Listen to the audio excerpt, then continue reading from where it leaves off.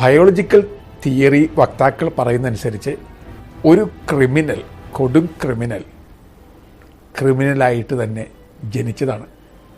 അതായത് അയാളുടെ രക്തത്തിൽ ക്രിമിനാലിറ്റിയുടെ ഒരു ഒഴുക്കുണ്ടായിരുന്നു. ചില ഹോർമോണൽ ചേഞ്ചസ്, ചില കെമിക്കൽ റിയാക്ഷൻസ്, ഇതൊക്കെ അയാളെ ക്രിമിനലാക്കി പതുക്കെ രൂപാന്തരപ്പെടുത്തിക്കൊണ്ടിരിക്കുകയാണ്. ഈ തൈറോയ്ഡ് ഗ്രന്ഥികളുടെ പ്രവർത്തനങ്ങളുടെ ശരിയില്ലായ്മകൾ, അതിൻ്റെ ബാലൻസിങ് ഇല്ലാത്ത അവസ്ഥകൾ ഒരാളെ ക്രിമിനലാക്കി മാറ്റാം.